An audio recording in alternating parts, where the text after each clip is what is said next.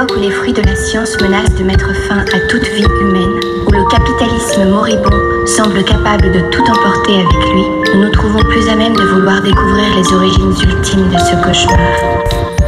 I think that's part of it too. I mean, if they really understood what was happening in Ireland, they would get themselves sorted out and stand on the right side here, because we identify very closely in our struggle for equality and our struggle against oppression. In fact, the whole inspiration of our civil rights movement 10 years ago came from the black movement of America. And it looks to us from where we stand at home that our people are being oppressed with the active assistance of our people. We find that very sad. But this is where, power comes into it. I mean, upper class men oppress both men and they oppress women. Every man oppresses women. I mean, they have the chance to oppress the women they marry, their daughters. Looking beyond that, then it would suggest that you want a complete change in society. Definitely. Class change. Definitely. Si résister à la culture dominante est la dernière chance de nous sauver, alors nous avons besoin d'une culture de résistance. Bonjour, bienvenue sur le podcast Floraison. Vous allez écouter une interview d'un membre du groupe féministe Résistance lesbienne. Nous allons discuter de certains enjeux féministes aujourd'hui, et plus particulièrement du transactivisme et de la contrainte à la hétérosexualité. Bonne écoute. Pour commencer, est-ce que tu peux nous parler de Résistance lesbienne? Qui êtes-vous et contre quoi vous résistez? Enchantée aussi, merci à toi de nous avoir offert cette opportunité de participer au podcast. Alors nous, à Résistance lesbienne, on est un groupe de lesbiennes et féministes radicales. On a eu une visibilité plus ou moins importante ces derniers temps à la suite de nos actions au Pride, aux Marches des Fiertés de Paris et Bordeaux. Alors Résistance lesbienne a émergé de la rencontre entre deux d'entre nous, dans les milieux militants féministes, et on s'est d'abord organisé sur le fait de faire une action à la Marche des Fiertés à Paris en 2021, parce que pour nous il était urgent de visibiliser une voix lesbienne féministe radicale contre tous les problèmes du transactivisme.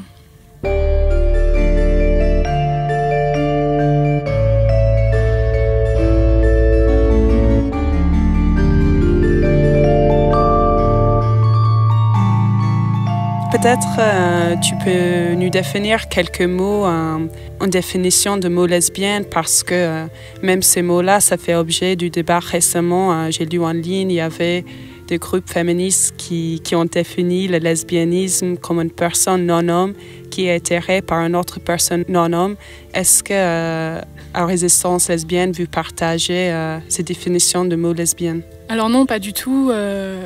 Donc nous, à Résistance lesbienne, on est en non-mixité lesbienne, c'est-à-dire qu'on est toutes des femmes qui sommes exclusivement attirées par d'autres femmes. Et pour nous, une femme, c'est une adulte femelle humaine. Parce que le fait d'être une femme en tant qu'humaine, c'est une réalité matérielle, biologique, sur laquelle la société vient créer des choses ensuite. Mais nous concernant nous, en tant que lesbiennes, c'est pour nous central de garder cet aspect de l'homosexualité féminine, le fait d'être attirée par le même sexe et seulement par le même sexe.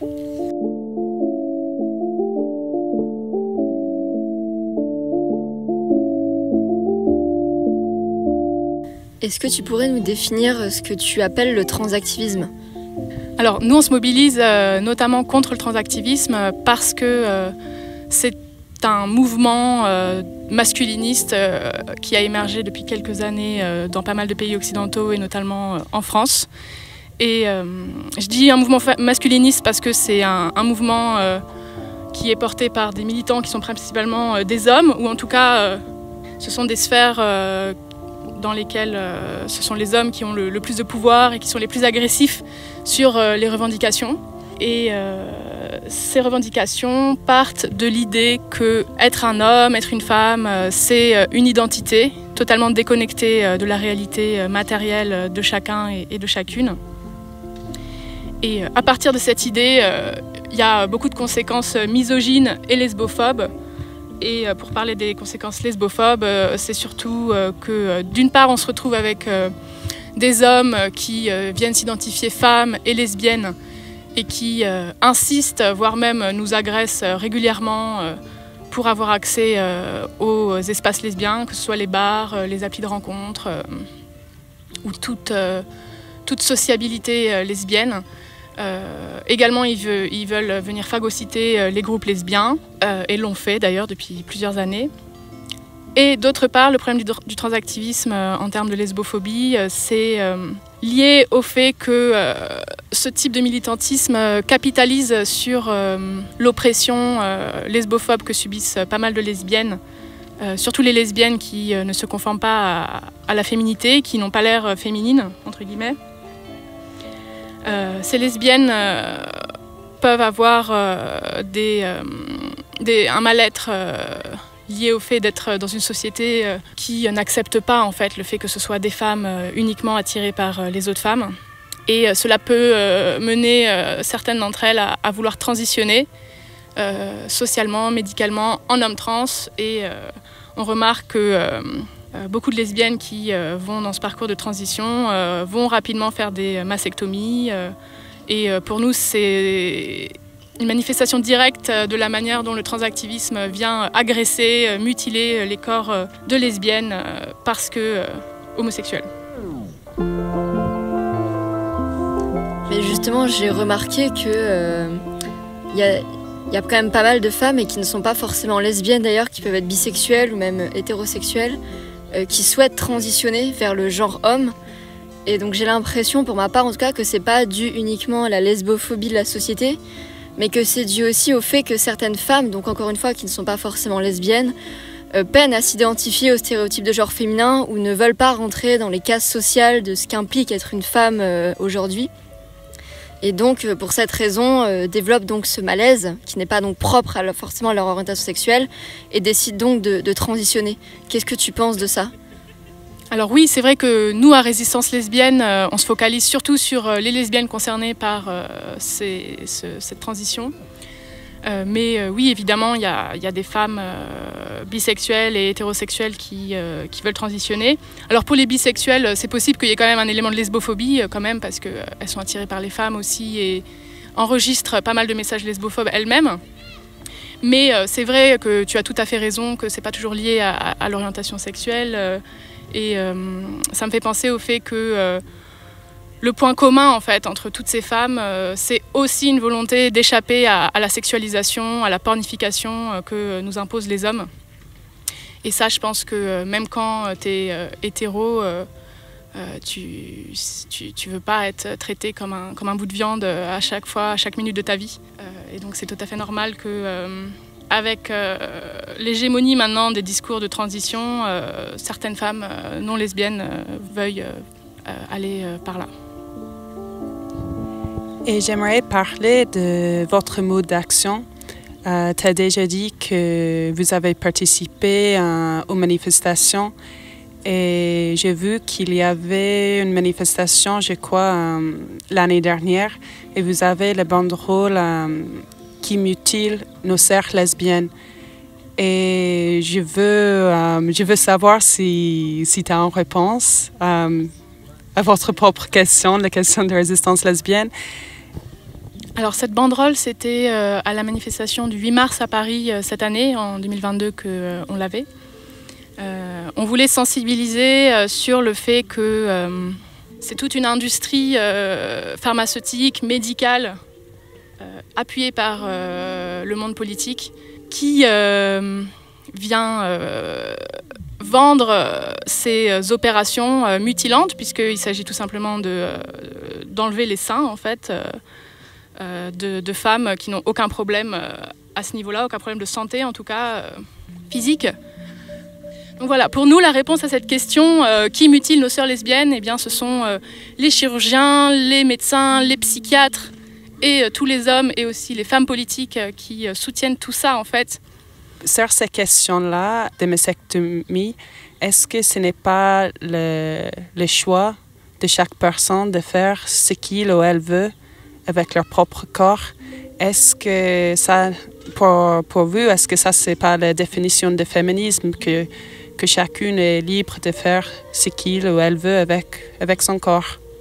Pour répondre à ta question sur la liberté de disposer du corps, une fois qu'on souligne les aspects économiques et misogynes derrière ce monde médical, derrière ce monde politicien, il paraît évident que c'est pas la transition qui est une manifestation de la liberté de disposer de son corps. C'est tout l'inverse en fait. Le transactivisme ne nous libère pas de toutes les injonctions patriarcales sur nos corps, mais au contraire nous enferme dedans en nous disant qu'il faut modifier son corps pour ensuite aller mieux, alors qu'une idée politique qui vraiment appuierait cette idée de liberté de disposer de son corps, c'est au contraire l'idée féministe selon laquelle peu importe ton apparence, donc en tant que femme par exemple, que tu aies les cheveux courts et que tu t'habilles de manière entre guillemets vue comme masculine, t'es encore une femme en fait, et parce que rien ne peut changer ça.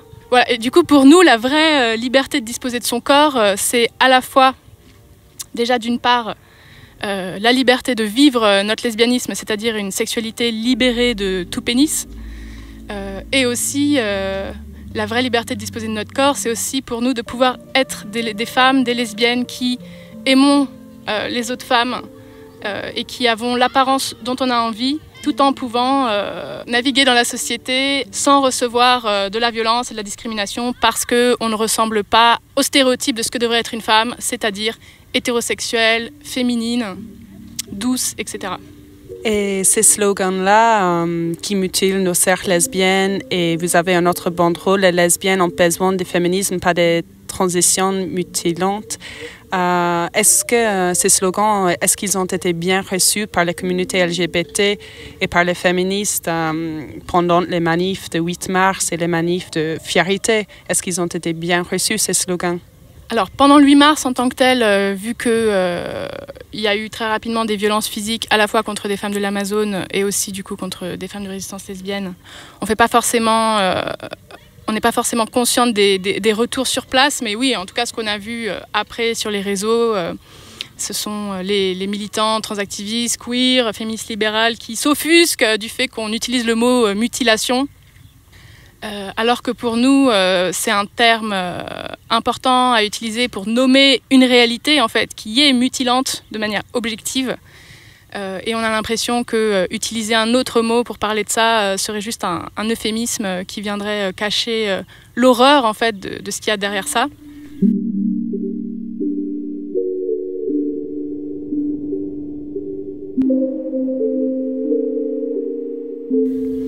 Et est-ce que tu peux résumer un peu les plus grandes menaces pour les lesbiennes et les féministes lesbiennes aujourd'hui?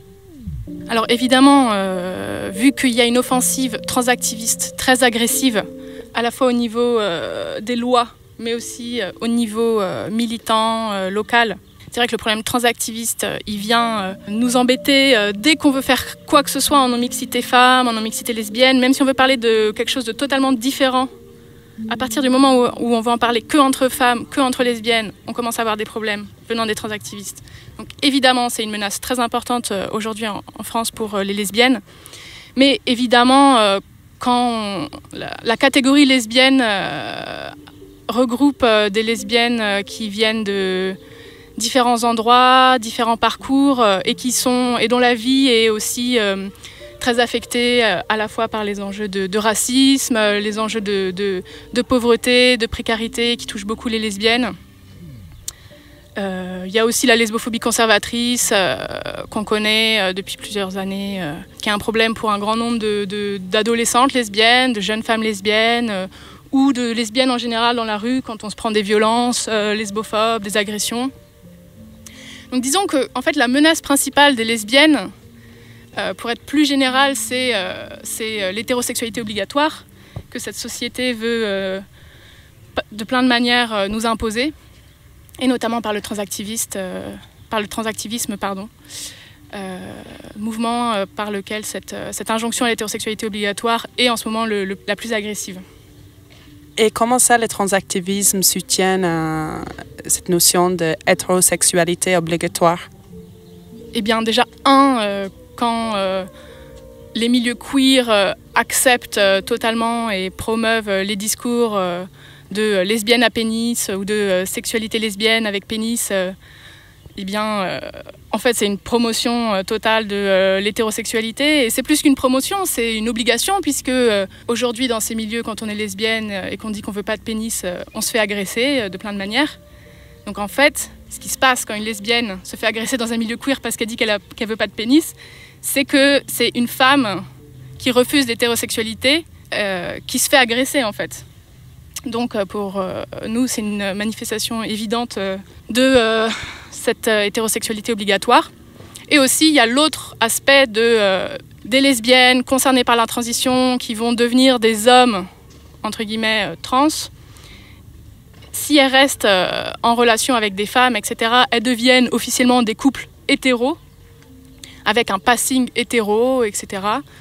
Donc c'est une manière de dire aux lesbiennes...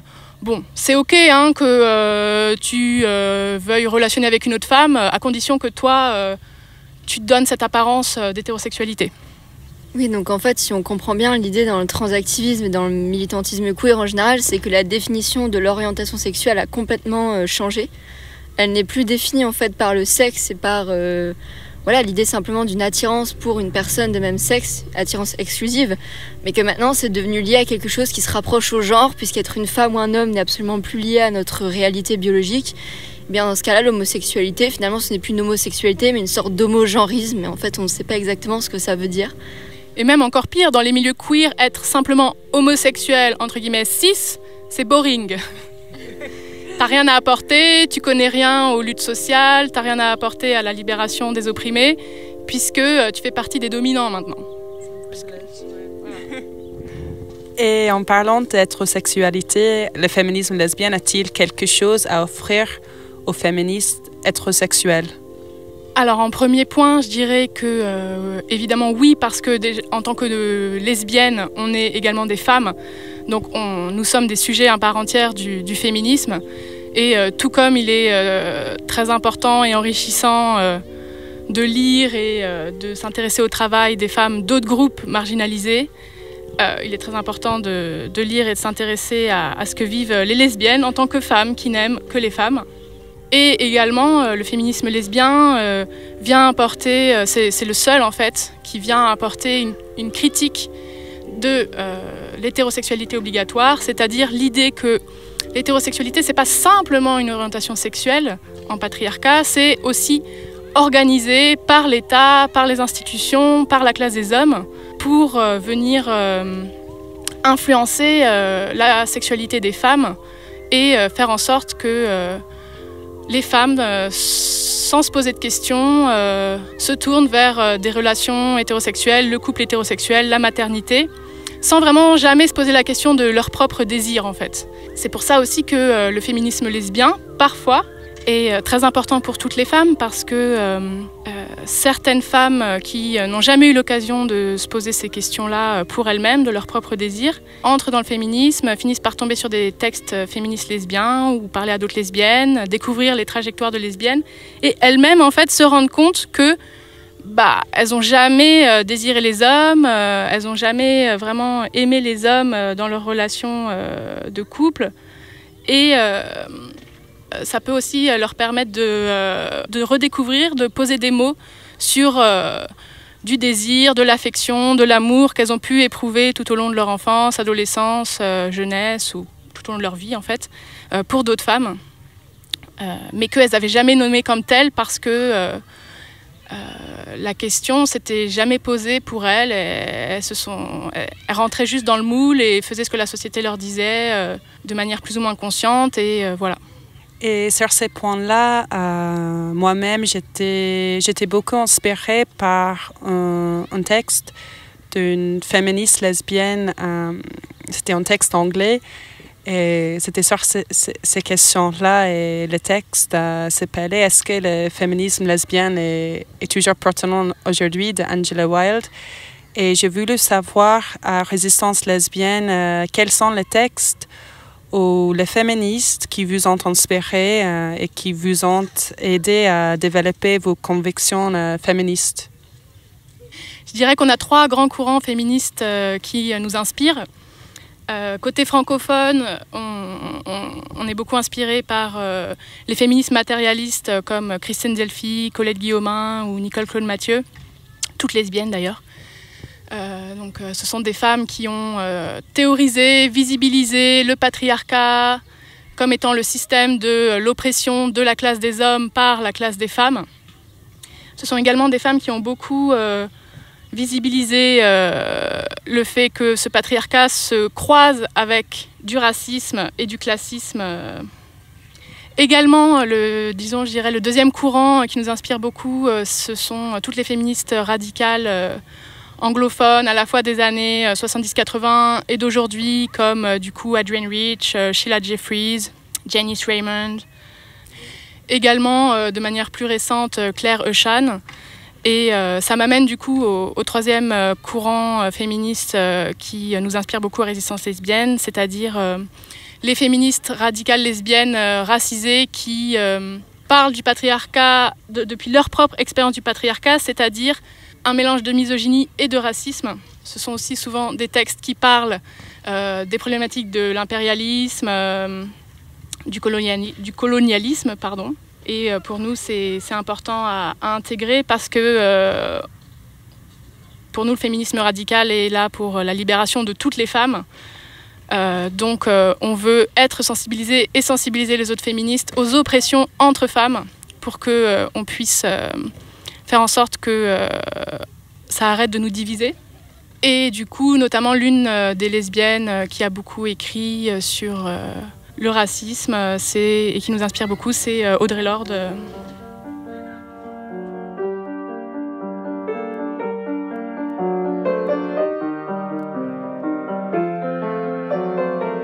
Oui, donc en plus des actions les plus visibles qu'on a faites en manifestation, on a également fait des actions de visibilité lesbienne dans les rues.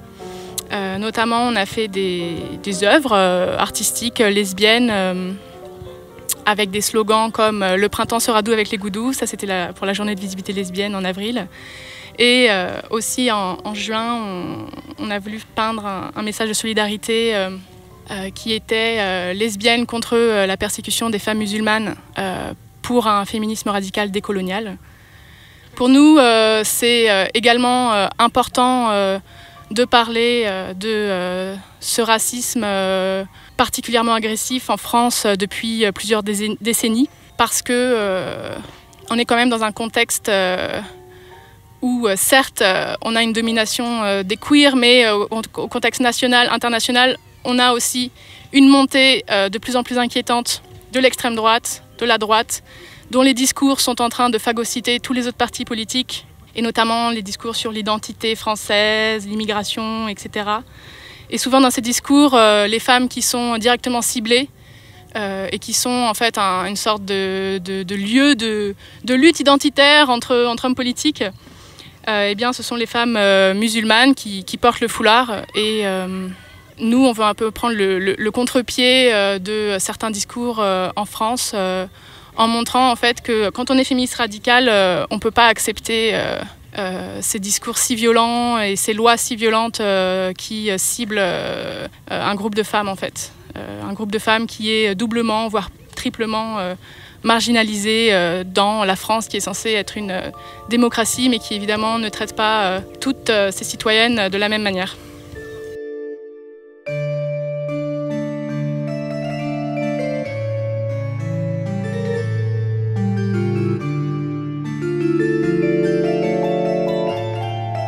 Alors idéalement, d'ici 2-3 ans, ce serait bien qu'à Résistance lesbienne, on ait fait plus d'actions à la fois contre le transactivisme, mais aussi sur d'autres sujets qui sont importants pour nous.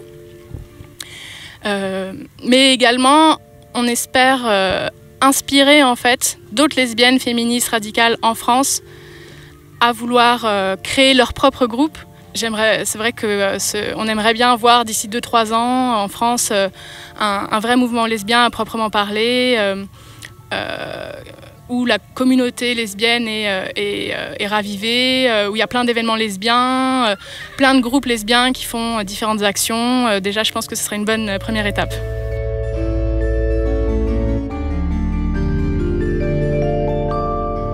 Voilà, c'est la fin de ce podcast. Merci pour votre écoute. J'espère que cet échange vous a intéressé. Si vous voulez qu'on diffuse plus de témoignages sur Floraison, dites-le nous, par exemple en commentaire. Partagez ce podcast pour soutenir nos camarades lesbiennes. Pour retrouver les activités du groupe Résistance lesbienne, vous avez les liens en description de ce podcast. Ni Dieu, ni maître, ni mari. Vive la liberté et vive l'anarchie.